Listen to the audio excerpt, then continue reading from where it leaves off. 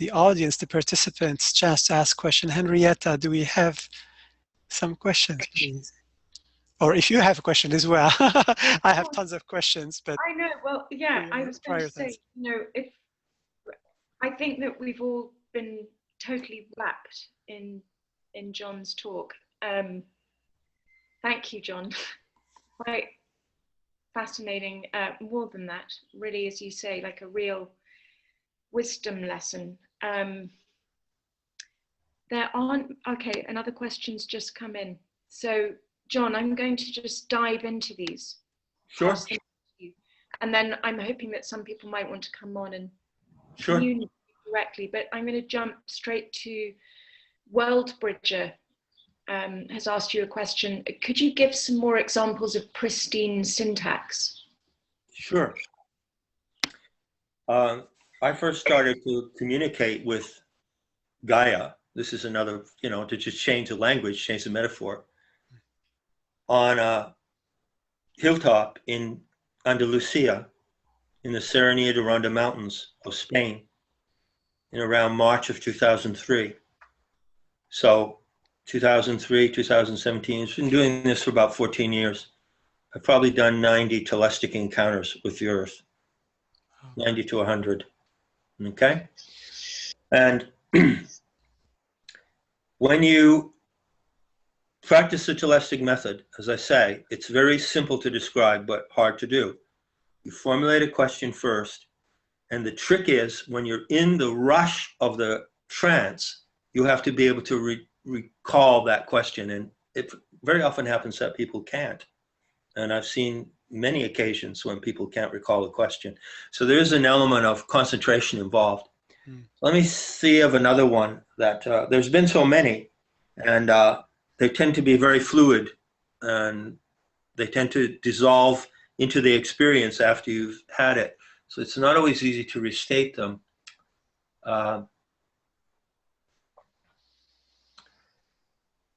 I think one way to give an example of pristine syntax is to refer to the terma of Gaia awakening.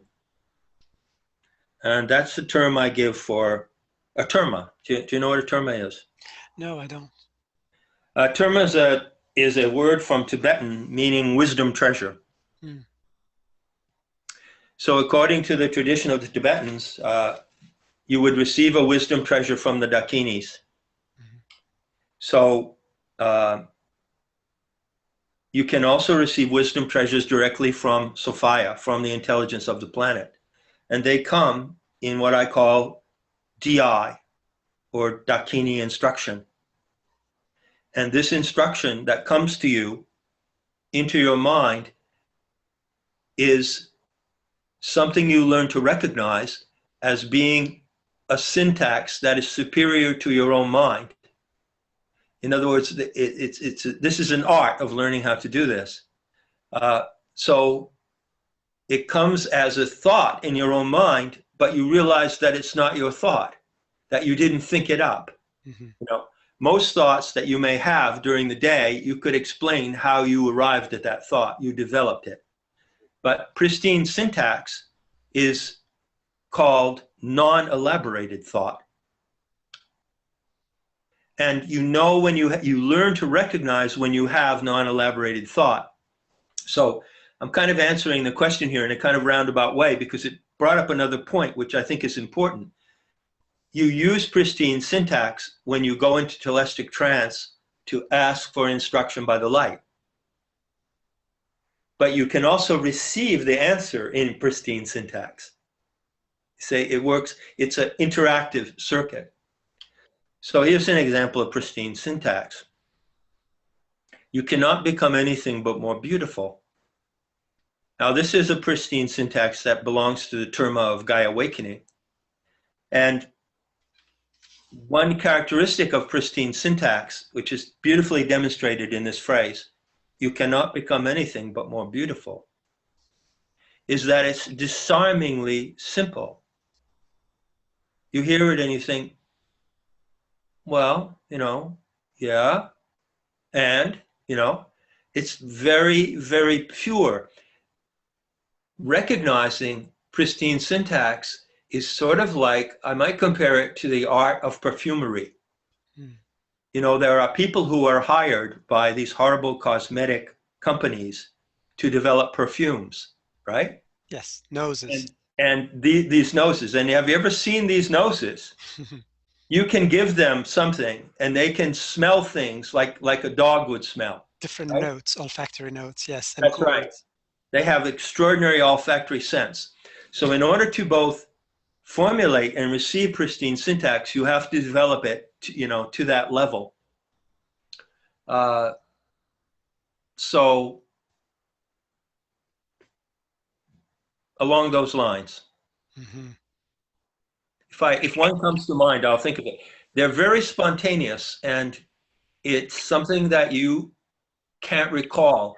There's a saying in planetary Tantra, wisdom has no memory. This is a very interesting saying. But what it means is that when you're in the state specific to an ecstatic trance, everything is absolutely lucid and clear. When you come back out of that state, usually you can't remember a lot of it.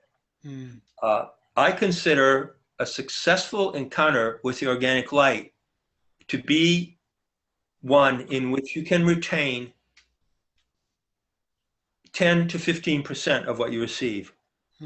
That's spectacular.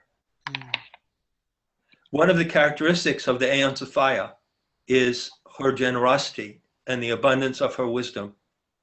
When you are in that ecstatic state with the organic light, you're seeing it, and you are hearing the instruction from the light, which pours into your mind as if it were your own thought process, but you know it isn't. When that happens, she overwhelms you with the beauty of her knowledge. It is overwhelming. The main emotion that you feel is an immense flood of gratitude. You cannot imagine that anything could be so generous. And so it's not easy to remember it and retain it, because it's a massive download.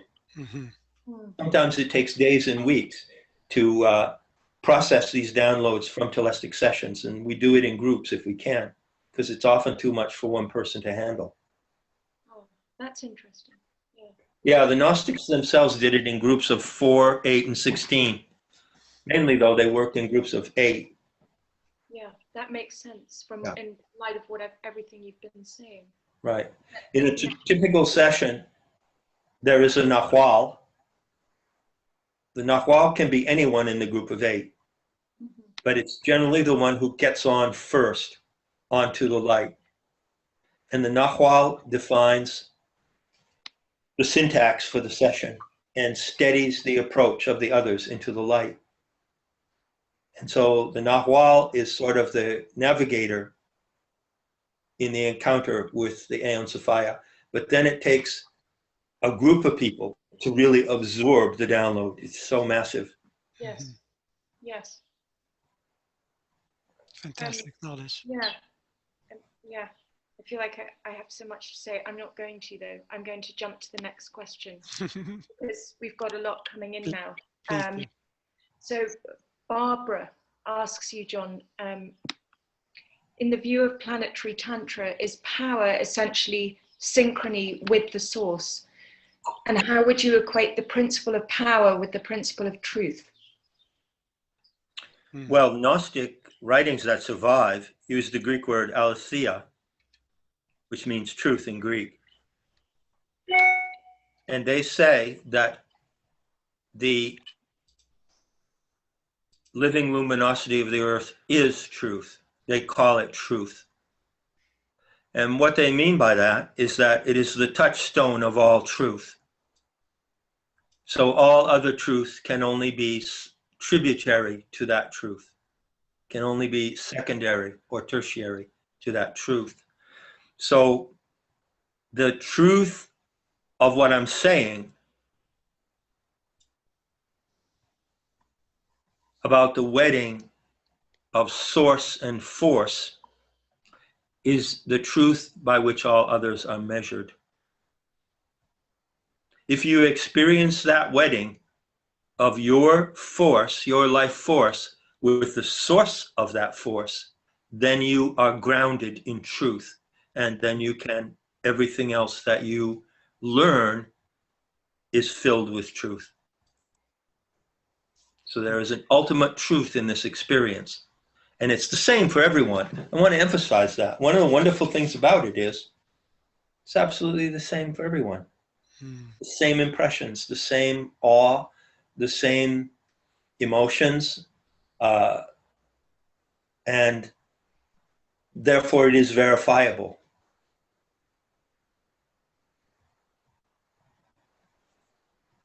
Thank you. Alexandra, do you have anything to add, or shall I go to the next one? No, I think let's go. Yeah, because we have quite many few. other questions, and I would like to give Yes. for John. Yeah, no, I'd love to get everyone on. Exactly. And everybody's saying thank you, John. So Gideon, if you're out there, Jeremy, can we enable Gideon's camera? He'd like to talk to John directly. If that can happen. Go. Fantastic, thanks. All right, Gideon, you are on. I'm going to unmute you. There you go. Hello, Gideon. Okay. Hi, John. This is wonderful, really wonderful. And this is actually, it's a kind of, even though I haven't read your books and I haven't seen your website before, this is really reinforcing a lot of my own personal experiences. So I'm very grateful for that. I have a question about Thelete, I think is how you pronounce the Thelete. Thelete. How does that fit into this picture? I'm kind of coming back to the Shiva aspect of the Shiva and Shakti relationship, the kind of the male or the consciousness piece of that. And when you talk about the wedding and Sophia taking us back to her source, can you talk a little bit more about how all that fits together? Well, that's a big piece of a conversation. Yeah. Thelete is a really important actor in the narrative of Sophia, and there are certain things to recognize about Thelete if you come into planetary Tantra, if you decide to follow this narrative and live it and test it. And one of those is, well, that you, the human genome of which you are an expression, was actually designed by Thelete and Sophia in unison. This is what the myth says. So that's pretty interesting. You think, oh, well, I know who my cosmic parents are now. You know, I don't have to wonder anymore. Don't have to speculate, were we seeded by some advanced civilization from some other galaxy or anything, you know? Did the archons create us, you know, as they claim to do, you know? You know. Gnosis means you can know, for sure. Right. Then, of course, it gets really interesting because the story says that Sophia made this unilateral action and she separated from her consort. Hmm. So let's imagine them as two highly artistic geniuses who designed an experiment in a biological laboratory. But then and so they were totally on together, like Shiva and Shakti, you know, that primordial unity in the design level. But then the female part of the female designer got her female empathy, got the best of her. And so she went and she actually got involved in the experiment, which was not in the original guidelines. Okay? Yeah. And left Thelete behind, right? Mm. So now the narrative develops, you know, we're talking about millions and millions of years of time. It comes down to the present situation. Here we are, a group of people on the earth. We've restored the narrative. We're trying to use the narrative to navigate through the insanity of our world. And of course, there's a lot of discussion about, well, where is Thelete now? You know, if we're in Sophia's correction now, and I can verify that fact, then when does her counterpart come in, and what would this mean, and what form would it take? You know, so these are the questions that arise within the narrative, and we just live with the questions. I don't have any definite cut and dry answer I can give you about Thelete. Mm. I can give you a few pointers. One is that it appears that aeon would come into the solar system and operate through the planet Jupiter. So Thelete is intimately associated with the planet Jupiter. And you might say that Thelete is taking a position through Jupiter to work with Sophia in order to achieve her correction. So we're talking here about creative mythology. You know? This is what Joseph Campbell proposed in his book Creative Mythology, but he never really went there. So in the application of creative mythology, those who adopt this narrative are all creating and imagining it as it happens. This is the beautiful thing about it. It's an open-ended narrative. You know, I have my thoughts about what Thelete might be doing right now, and you can arrive at your own thoughts by your method of gnosis. You know, the Gnostics are each skilled in their own way. So it's possible that your skills of investigation could bring you some intel about Thelete that I don't have. If you build it, he will come. If you build the dream of Sophia's correction, he, her consort, will come. Okay? Yeah. But we're building it, man. Yeah. It's a great adventure. Yeah. Unlike any religion, it's unlike any authoritarian system, it's unlike any metaphysical system. It's a living mythological adventure, and you're in it. Yeah. Yeah. Yeah. That's great. That's great. Thank you. Amazing. Just quick question, John. Isn't Jehovah also associated with Jupiter? Well, it has been, yeah. Has Jehovah's been. associated with the moon, too. Jehovah's associated with the sewer, you know? Yeah. Jehovah. Okay. Next question, Henrietta, please. Okay, so I'm just going to pop in here and ask this question from an anonymous participant who asks, hold on, let me just get that here. Can you explain a little more of where archons originally came from, how they have increased their influence on humanity, and how humans can effectively deal with their influence? Quite a question. The subject of the archons comprises about between 1/5 and 1/4 of all the surviving material, the Nag Hammadi. The Nag Hammadi is full of archons. It's crawling with them, okay? Like cockroaches in the woodwork. It's amazing. But no legitimate scholar, bear in mind, I'm not a legitimate scholar. I'm just a renegade, heretic from Friendship, Maine, okay? No legitimate scholar will go anywhere near the archon story or the archon subject. I guess they consider it as some weird superstition or some belief in demons in pagan times. In planetary Tantra, you spend a good part of your life talking about the archons. And the first thing that you have to get is the framework of who they are, which you find in the 9-episode myth. And, you know, to tell this story takes time. This is a very complex and elaborate myth.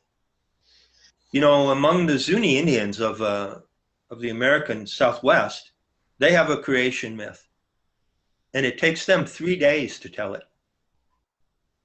So they go into a kiva with the elders of the tribe and they recount. It takes them 3 days.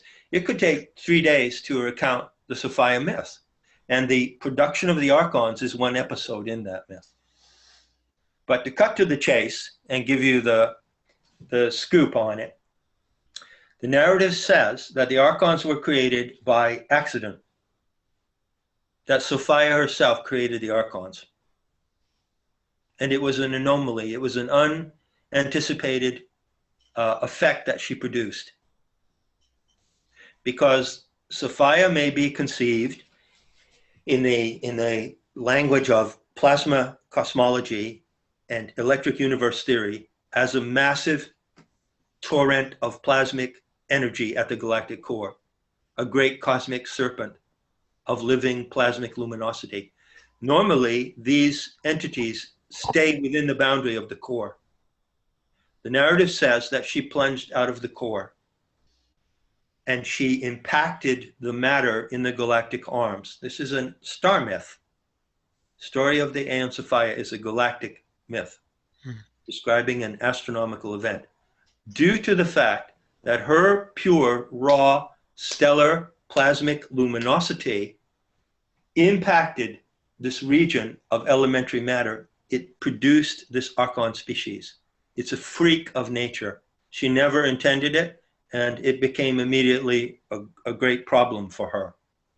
So that is the origin of the archons. They are locust-like extraterrestrial species who inhabit the solar system. They are not from some other galaxy.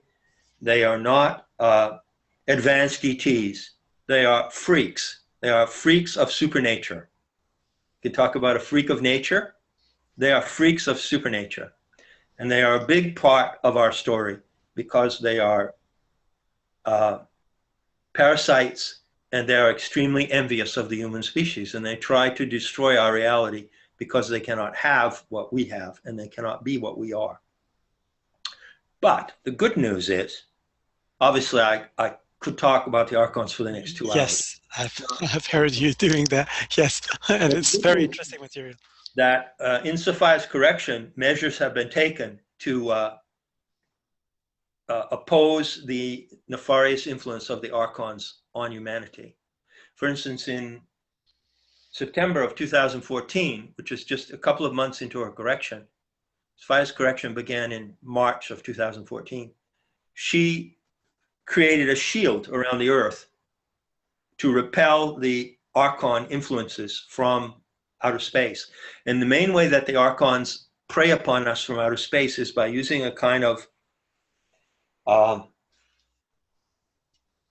ultra high frequency radio waves, which absolutely drive you nuts. It's like a white sound that they project into the human mind, and it makes people stupid. It has the effect of numbing people. And so they have other techniques as too. I could talk for a long time about how the archons work upon humanity. But the good news is that since October of 2014, there has been a shield. And the evidence of this, I detected this in August when the shield was being constructed. By the way, you'd be interested in this as someone who studies sound.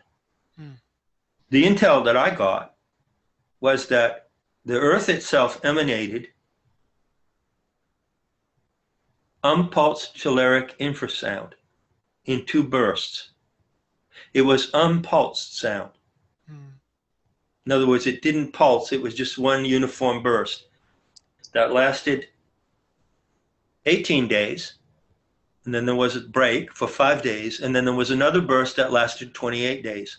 So using my shamanic capacities, such as they are, I monitored this event. And I thought, this was in August and September of 2014. I thought, wow, I wonder what that's about.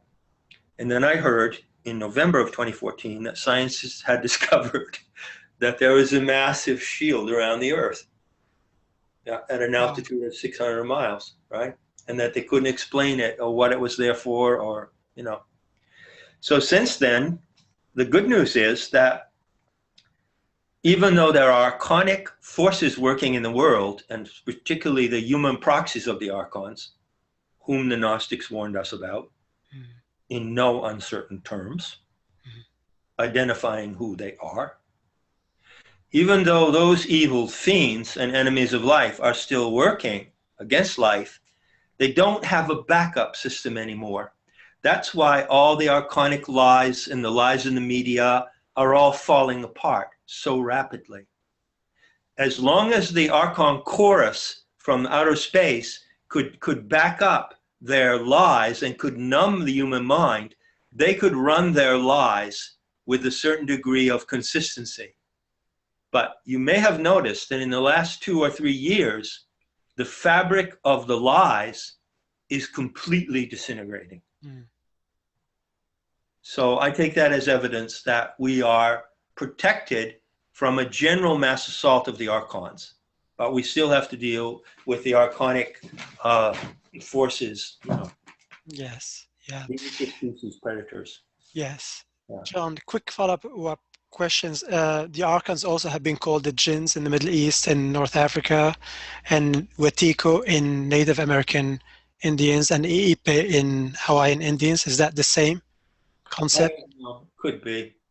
You know, the Jinns. trouble with those terms is that they come from the jinns, for instance, coming from the Muslim Arabic culture. Well, those people are very superstitious, and they are subject to a lot of emotional and psychotic projections. I consider that most demonic entities and most angelic entities are just products of the human imagination. Mm-hmm. They are psychotic projections of denied emotions, denied sexual force. A lot of it comes from denied sexuality. So I wouldn't go out on a limb and say, yeah, the jinns are the archons. Now, Wetiko, the disease of Wetiko, has a lot of similarities with the archon problem. Yes. But you have to be really careful of that. My view is a rigorous one. I consider that, well, first of all, the supernatural world, as far as I know, is nothing but beauty and love. Yeah. The source of your life, everything that put us here, is nothing but beauty and love and generosity. So I don't buy the view taken by many psychonauts that, oh, we're going to experiment with consciousness, taking ayahuasca or taking DMT, and we're going to go and encounter all these entities, these alien entities in other regions. To me, that's a total waste of time. And the reason they do that is because they're not directed. They're not aimed. I have never encountered, I've encountered plenty of archons. I think the archons are the one species the Gnostics identified. Follow that profile, use their intel. But as far as other demons and demonic and angelic entities, I've not experienced anything like that. I don't see anything like that. No, I only see beauty and more beauty. Yes. Beautiful. Yeah. John, before we keep on going with questions, it's 9:36. Are you okay receiving a couple more questions, or do you need to go? I'm fine. Yes, we're Sure. so mindful and thankful that because this is a few hours after midnight where you are. So we're so appreciative. I'm Thank a you. night owl. Night. A monster of the dark. Definitely. Henrietta, please, next question. Okay, so this one, sorry, popping in one for one more. This is from Theo, and Theo, this is related to what John was just talking about, so it's a very good follow-up. Most people would describe psychedelic experiences as being incredibly personal, often in a good way, one that can teach you about your own conceptual frameworks. Your thoughts on this, maybe on what a psychedelic experience should be or how it should be gone about, seems to be different. Could you elaborate? Yeah, well, I'm not dismissing anyone or disrespecting anyone who's taken acid or mescaline and had some life-changing experience. Hey, I'm from the generation, man. You know, you're talking to one of the few survivors of that generation. I was, you know, 1960, I was 15 years old. I hit the ground running, you know. I have enormous respect for that experience, the psychedelic experience. You know, it was one of the phenomenal aspects of my generation. You know, I'm a child of the 60s. That's where I come from. But during the time that we were taking psychedelics back then, almost nothing was known of shamanism that is known of it today. You know, today we have a vast amount of books about shamanism. There was a vast shamanic revival, a lot of people practicing it. And so out of the studies of shamanism that emerged after the 60s, various perspectives and orientations have occurred. So it gives the opportunity to say, well, maybe we should learn to steer this experience somehow. Maybe it's just not popping something and then seeing what happens to consciousness. You know, if you're lucky, you have a good trip and you learn some things. Maybe there's another way to do this. So it's been a huge education. I've been a witness to that education since, you know, since 1965. That's a long time, man, you know? And my conclusion is that holistic shamanism is where it's at. You know, it is the directed, rigorous discipline of reaching the source of the power of your life. And if you don't want to reach the source of the power of your life, fine. I'm not going to like attack you, you know, but that's what I consider to be the highest goal. And it's also a goal that unites people. It makes them all go in the same direction, which is toward the intelligence and beauty of the earth. And I think that's where the solution for us lies as a species and as individual persons. Yes, total agreement. Yeah. Thank you. Ready for another one, John? I'm just going to pluck one out of the last questions. This last one from an anonymous viewer, which is interesting. Do you consider yourself as an energetic extension of Castaneda's lineage, or is it more of an intellectual association? Oh, it ain't an intellectual association. No way. Yeah. No, it's very much a blood lineage association. It's as if we were in a blood lineage together. That's how I feel about Castaneda. There's a section on metahistory.org called The Gnostic Castaneda. It just consists of 3 essays, which you might find, if you're interested in my connection with Castaneda, you'd find that very revealing. And in one of them, I described this lucid dream I had of Castaneda, which is very, very funny. And you could tell from the terms of the lucid dream, where he was with Silvio Manuel. He told me that I was like a Silvio Manuel type. You see, I'm sitting here like a Silvio Manuel type. I just sort of dissolve. I'm sitting back in the corner of the room, you see, in the shadows. Right? So I met Castaneda and Silvio Manuel in this lucid dream, and it was fabulous. And the way that Castaneda addressed me was very compelling. I could tell that he had intimate knowledge of my life, my biography, my quest. For instance, he made an allusion to Fraser, Sir James Fraser, who wrote The Golden Bough. And how could Castaneda have known that I was deeply influenced in my teens by Sir James Fraser? And that's where I got the notion to become a comparative mythologist. You know? So it's a very intimate, fraternal, sorcery relationship with Carlos Castaneda. Right. That's how it felt that it Right. would be. Right. And I wouldn't let this question pass without running my usual joke by you, which is, you know, people have asked me through the years, well, John, don't you think that he just made it up and he just invented Don Juan? And my answer to that is, well, he may or may not have invented Don Juan, but what really interests me is who invented Carlos Castaneda.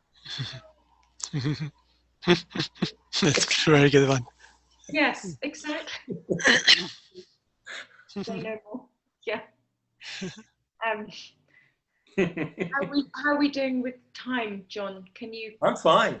You're good. Okay. Great. Are you good, Alexandra? Yes, I'm good. Please. I know you. Yeah. Let's see. I'm going to go to Paulo's question. Is there a difference in the downloads one receives during telepathic sessions when using mushrooms versus ayahuasca for the session? Absolutely. There's a huge difference. Now, I've only taken ayahuasca 4 times, okay? But in my opinion, 4 is enough. In my opinion, 1 or 2 is probably enough. You know, Tim Leary, bless his tormented Irish soul. Does anyone out there know who Tim Leary was? Anyway, Yes. said, you know, when you get the message, hang up the phone. Mm-hmm. That's what I would advise with people who take ayahuasca.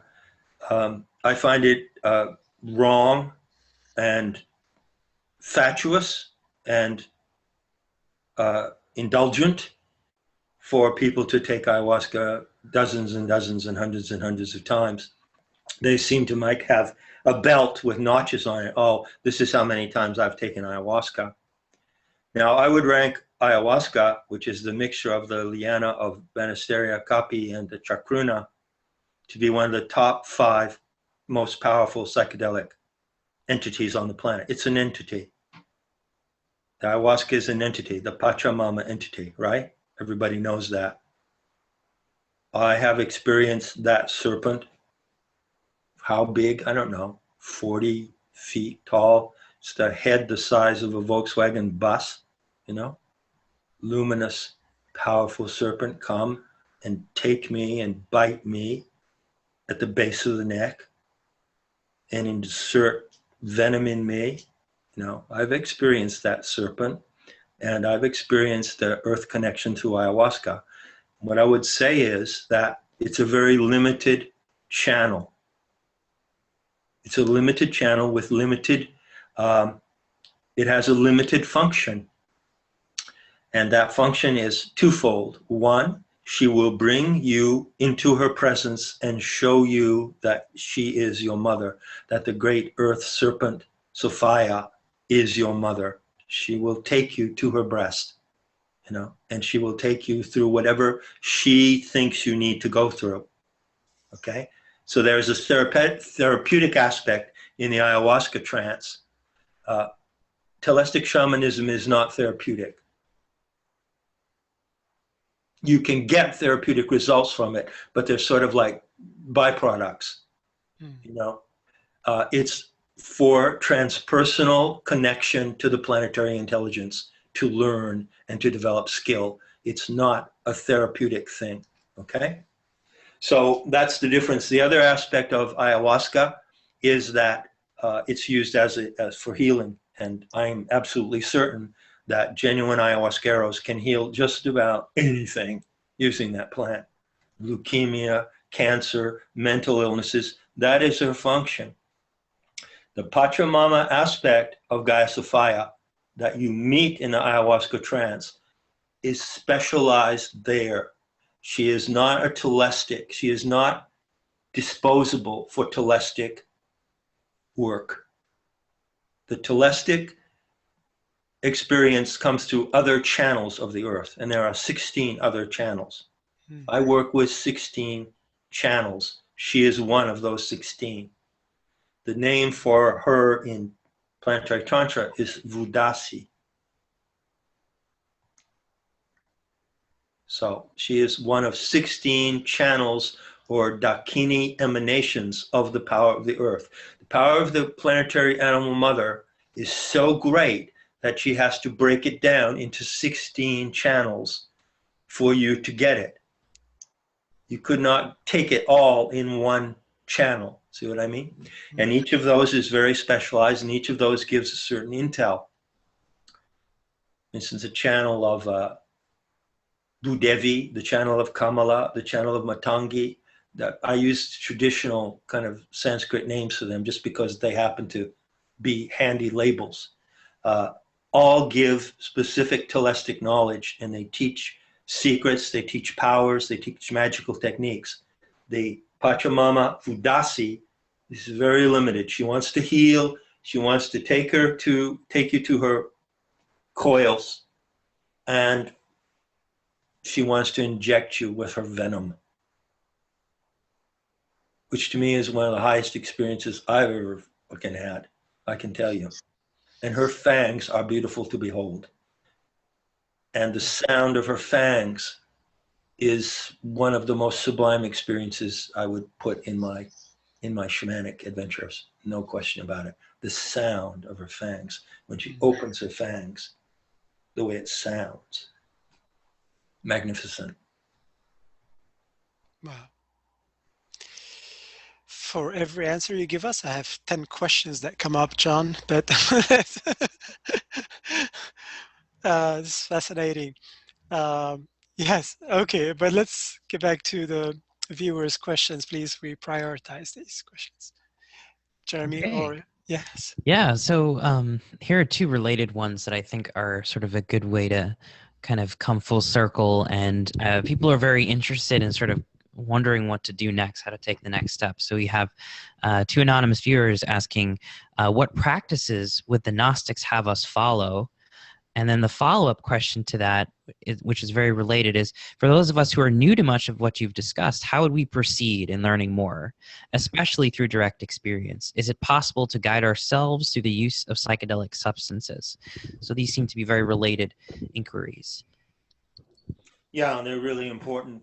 And believe me, these are questions that that I talk about constantly with my small team, of Shaktas and Gaian Tantrikas, whatever we call ourselves. We talk about this constantly. I have been extremely concerned about bringing out the Telistic method to the world at large.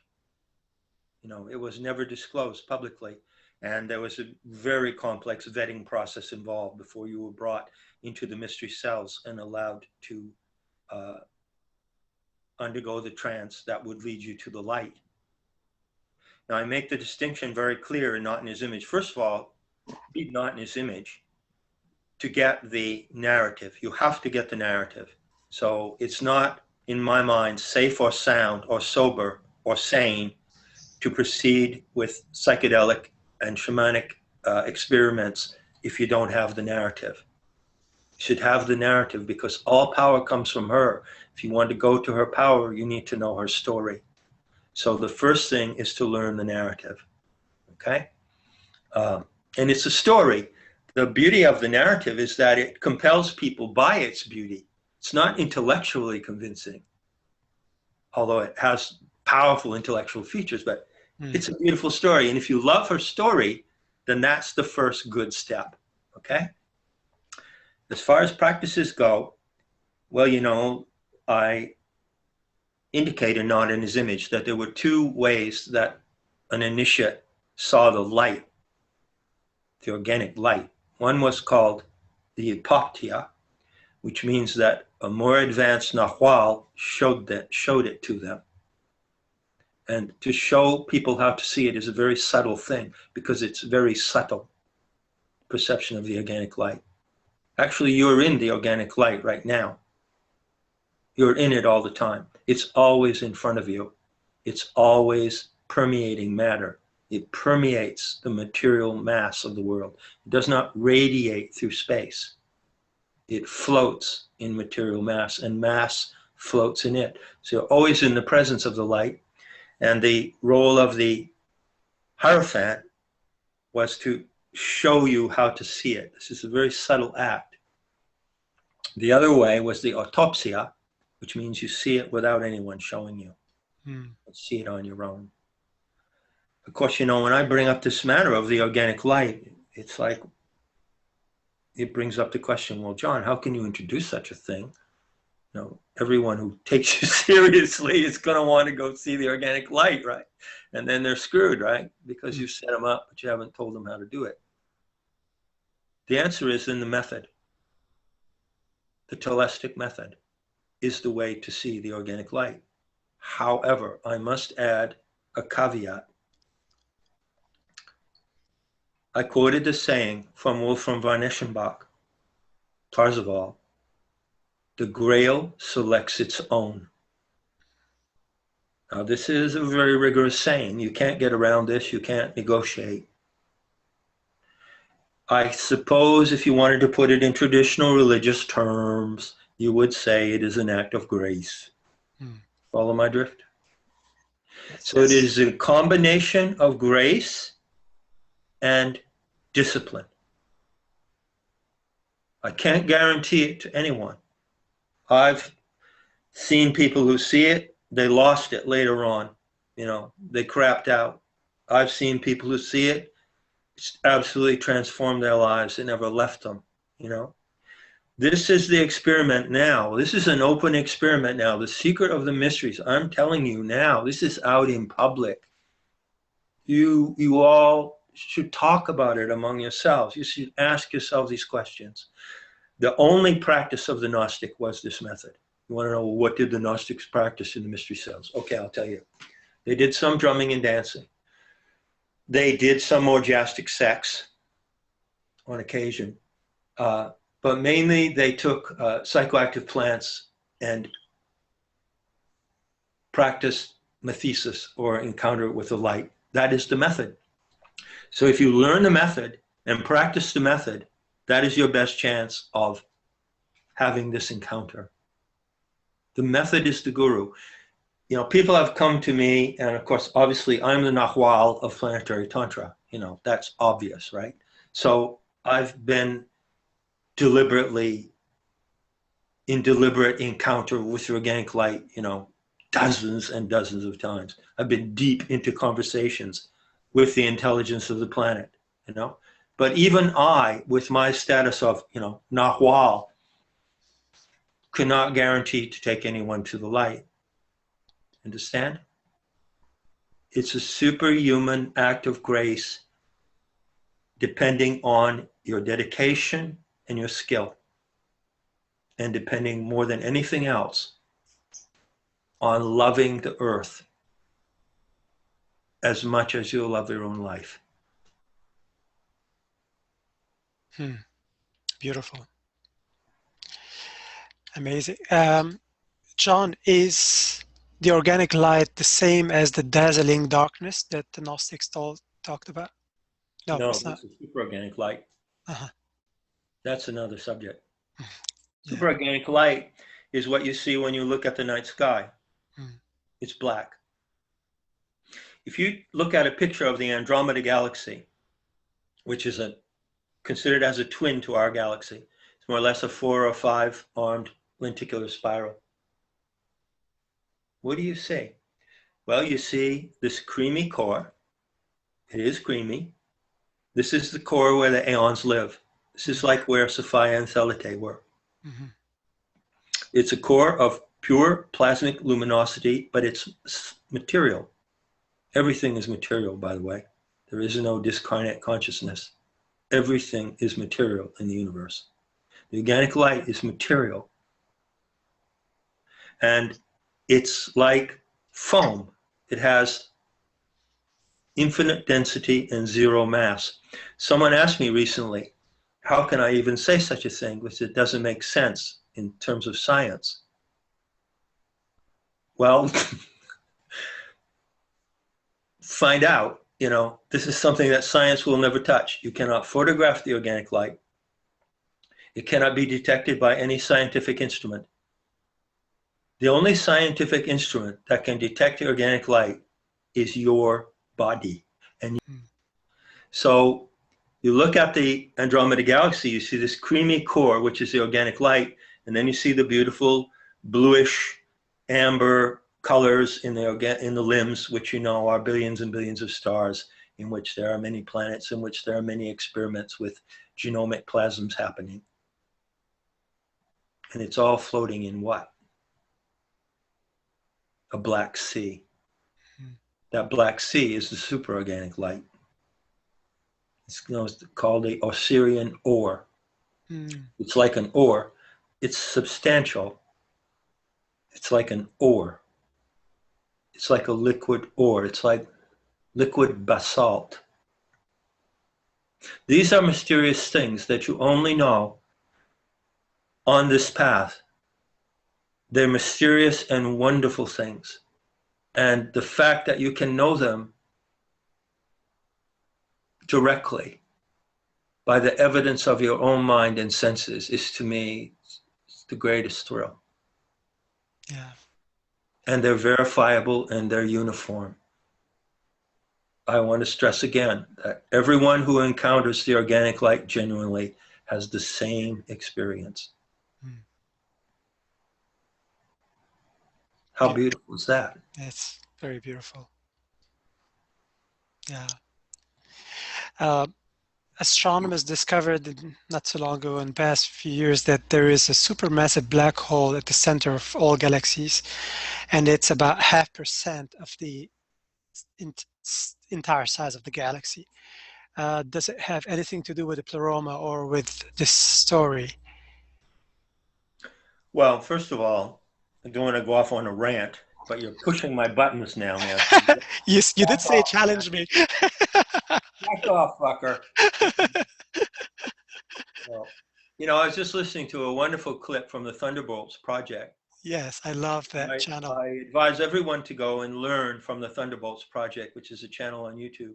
Absolutely. There you have the main outlet of what is called plasma cosmology in the electric universe. Mm-hmm. And that cosmology is so intimately and closely correlated to the Sophianic shamanic cosmology mm-hmm. that it is a beautiful blend. The only thing that the plasma cosmologists don't have is that they don't have the knowledge that it's all alive. They're not animists, okay? They don't realize that plasma is alive. The Sanskrit word for it is akasha. Akasha is alive. That's the Sanskrit word for plasma. Chitakasha is the Sanskrit term for plasma as a vehicle of consciousness. Mm-hmm. Everything is material. There is nothing that is immaterial. Yeah. This is something that you learn from encountering the supernatural directly. So I mention them because they blow out of the water all of this nonsense about black holes, string theory, relativity theory, quantum mechanics. If someone tells you that they are a particle physicist and a theoretical physicist, you know that they are a con man because it is complete garbage. Psychoacoustics is the key. You want to know what's at the center? You want to know, okay, there's a big rotating pinwheel. The weight of the galactic arms is inconceivably heavy because it consists of star matter and planetary systems. Billions of planetary systems, right? But it floats. Yeah. How come it floats? It floats because the hub consists of the organic light, which has infinite density and zero mass. Now you ask, if I'm saying that the galaxy is just a whirlpool of organic light arising out of the dazzling dark sea of the superorganic light, then where is the place where those two meet? Where is the vortex point in the superorganic light of darkness that produces the galactic spiral? That's an acoustic point. It's called nada. Nada bindu. The nada bindu is what is really at the center of the universe. Not a black hole, not a Twinkie. The nada bindu. And you as an artist of psychoacoustics know exactly what the nada bindu is. Yes. Yeah. It's a zero energy point, to put it in crude terms, but it's actually something, you know, fantastically ornate and baroque and beautiful beyond belief, because it is a sound that contains all sound, the possibility of all sound. And that is like the pivot of the plasmic organic light at the hub of the galaxy, and then you have the galaxy. That's the whole picture. These things are not difficult to understand. If it gets too complicated, you're getting off track. These things are not difficult to understand. I firmly believe that a descriptive cosmology, a shamanic cosmology of dimensions could be written on an envelope. Yeah. When you get a formula, an acoustic formula that really works, that propagates waves that are healing, you can write that formula on an envelope, on the back of an envelope. So we're talking about very elaborate and complex things. But the pleasure and the thrill of this conversation is that when you know them as simple. Utterly, utterly simple. nada, bindu. It's utterly simple. It's like the groove is in the heart, man. You know that one. Yes. Yeah. The groove is in the heart, right? Mm-hmm. So what's in the groove in the heart? Well, I'm old enough to remember old phonograph records, vinyl records. You would get one of these vinyl records and put it on there, and then you would start it, and then we'd pick up this arm, and on this arm there was something, right? Which is called a stylus, Mm-hmm. right? Yes, true. And you put the stylus in the groove, and you'd hear the music, right? Mm-hmm. So the groove is in the heart. And what is the stylus in that groove? You see? The stylus is also a sound. It's a bead of sound that runs in that groove. And as long as that stylus or that bead of sound in your heart is in the groove, you're alive. If it jumps the groove, you might have a near-death experience. But if it comes back into the groove again, you're alive. See? And it is the electromagnetic force of the entire earth that keeps that stylus in the groove in your heart. So she just didn't give you life. She says, oh, I'm going to give life to this woman up here, Henrietta, and I'm going to give life to John Lash. No, she gives you life all the time. You're on constant feed. Because it's the electromagnetic field of her body that keeps the stylus in the groove that's in the heart. And this is something to be understood psychoacoustically. I'm learning about it right now. I can give you a certain description of it, but I'm learning about it right now, about how this psychoacoustic entrainment of the human animal to the mother animal operates. And it's a great science. And there's much to learn. Beautiful. Fantastic. I'm glad that I asked that question or made the remark. Thank you for this explanation. This is super important. Fascinating. Yes. Jeremy, Henrietta, any questions or closing remarks? Well, we do have more questions.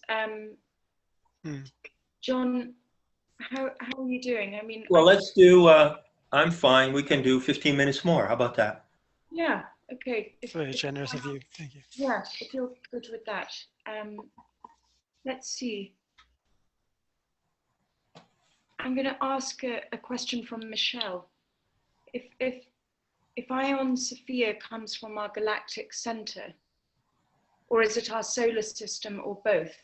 Is there a correlation at the universal level? What universal level? Michelle? I don't understand the question. Do you understand the question?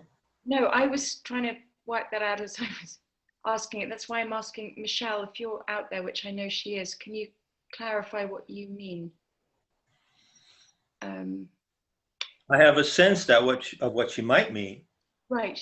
The question that often comes up is, well, John, why do you stop at the Earth? I mean, where did the Earth come from, right? I said, well, the Earth is a morph of a plasmic current that came out of the galactic center, and in the galactic center were these. And then they say, well, where do, the galactic center, where do the gods in the galactic center come from, right? Let's go to the next cosmic level, where does all that come from, I said, well, why do you want to know that when you don't even know where you're coming from immediately? You think it's going to show you anything or tell you anything to know what the origin of all the galaxies are? If you don't even know where you are in this galaxy and don't have a relation to your source of your life, why go there? I don't mean to say that in a derogatory way. I mean, it's a genuine question. Why go there when there is so much here to discover? Yes. And I can guarantee you that anything that you might learn about the ultimate source of all the galaxies and the universal level, whatever you want to call it, you only learn through her. You have to go through her to learn that. Can't skip her. There are two sources of your life. One is the local and the other is the remote.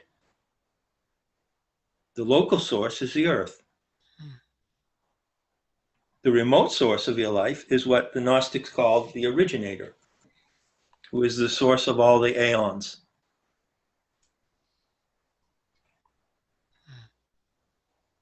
That's the syntax they gave.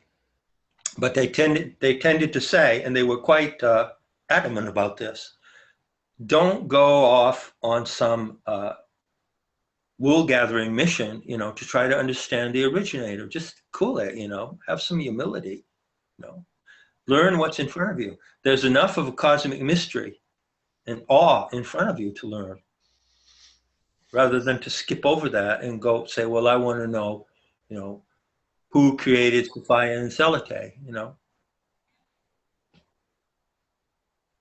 It's not a good learning curve. So I don't know if I'm answering her question, but that does come up. That does come up. Yeah, I think that you answered her question. Right, Alex? That was yes, great. I think so. Yes. Yeah, another thing I would say to Michelle is, Michelle, if you want to go to the origin of everything, well, I can tell you, I've been there, and nothing happens there. So there's nothing going on there. Honestly, it's much more interesting to be in dynamic relation with the immediate source of your life. Right. Mm-hmm. Many yogis have gone there. And what do? They end up sitting in a catatonic state in a cave for 20 years. Is that what you want to do? If you want to go to the source, then go sit in a catatonic state in a cave, and then you can be one with the source. But that's not life.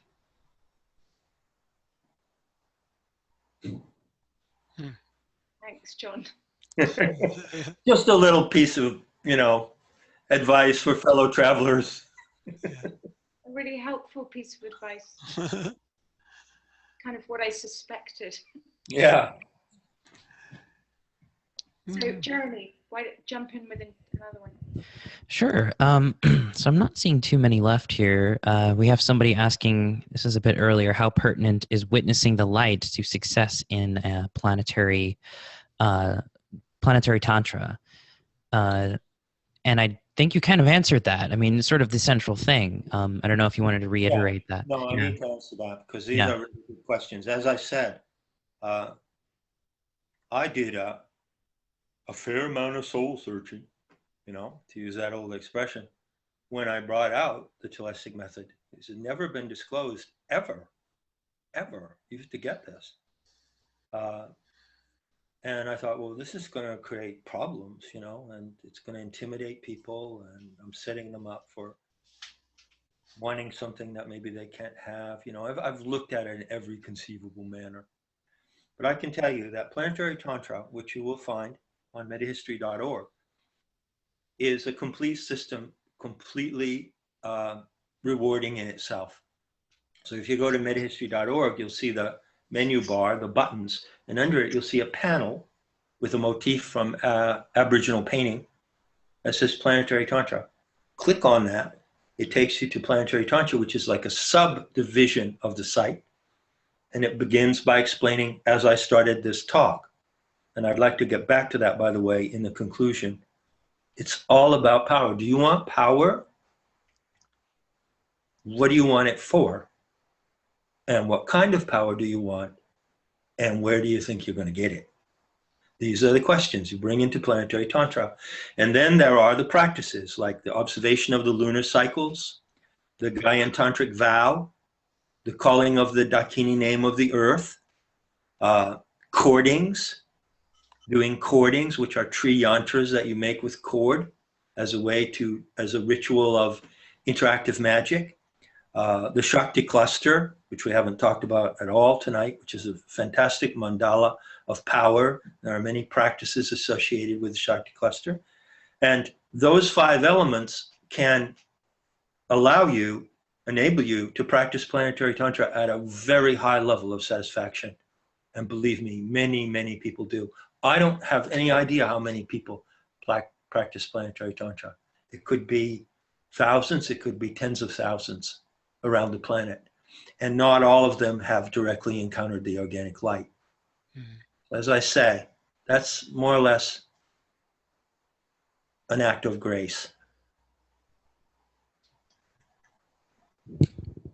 Thank you. So this next question is from Barbara.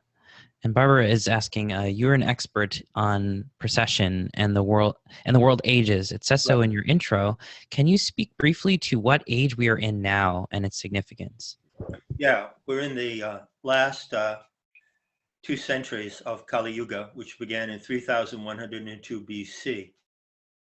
Now, I base that on a model that combines the Egyptian Dendera zodiac with the Aztec and Mayan calendar systems, and the Hindu chronology, of course, of the yugas.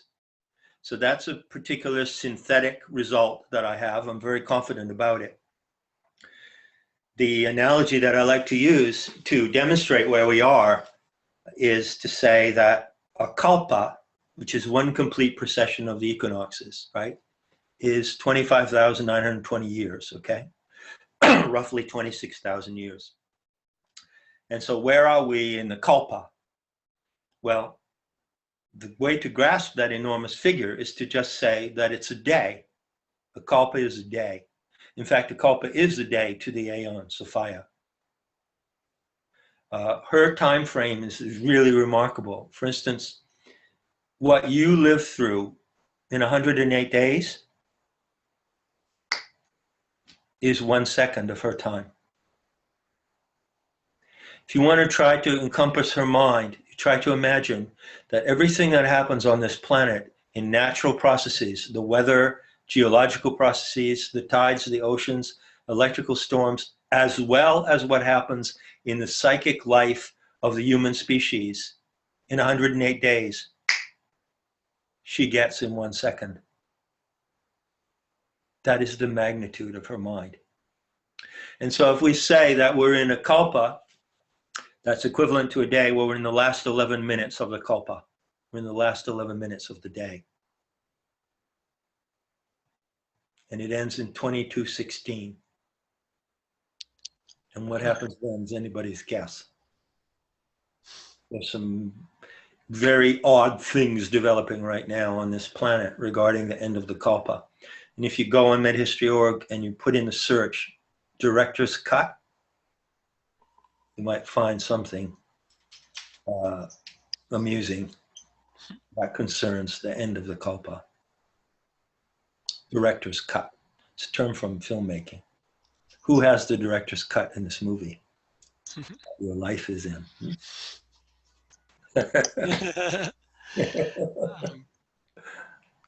Gonna check this out for sure. Yeah. So we're about winding up, right? Yes. Make a closing statement. Yes, please. Yes. Okay, I'd like to make 2 if you don't mind. If it wouldn't be too much. No, absolutely not. There are some elementary teachings of planetary tantra in the way of the Shaktas, which combines Gnosis, Shamanism, and the warrior path, which are beautiful to repeat and beautiful to share. And one of them goes like this. Just as you realize that you are a biological creature living in the habitat of the earth, you know, you're living in her womb. Nature is the womb of the Earth Mother. Just as you realize that you are a biological creature living in her womb, you can realize that you are also a character in her dream. So you have 2 identities. One is your biological creaturely identity. We can say that's your literal identity. It's what's shown on your birth, on your driver's license, where you were born, a picture of your face. But you're also a character in the dream of the earth. She is dreaming the earth. and she's dreaming the story of the planet. And you are a character in that story. And to know what character you are and what role you play is not only sublime and delightful to an undescribable degree, but it is truly liberating. Because it liberates you into the transpersonal. So you can have your life and eat it too, you see. Transpersonal is not a denial of the personal. Okay? I love to say that because that feels so good to say. The final thing I would say, if I may, is to go back to my initial point. Most people just get a stake, they get a portion of the life force, and then they just live it out. They don't take it back to the source from which it came. You know? I had an encounter a few years ago in Spain with an English man who had dedicated his life to teaching Bagua and Kung Fu and Chinese methods of, you know, meditation and Chinese exercises, that kind of thing. I don't know what you would call it. The martial arts, although he wasn't into the martial arts, he was into the practice of those arts for the purpose of longevity and having health, right? And we had this conversation up in the village. This was about 2012, about 5 years ago. He'd never met me before, but he'd heard about me from a friend. And he said, you know, he was telling me about all this elaborate system of Chinese metaphysics and the 9 levels and how when you do these practices, you regenerate your body. It was all about regeneration and longevity, you know, and he went into this really elaborate thing. And I'm sitting on the terrace listening to him, looking out across the straits of Gibraltar to the mountains of Africa.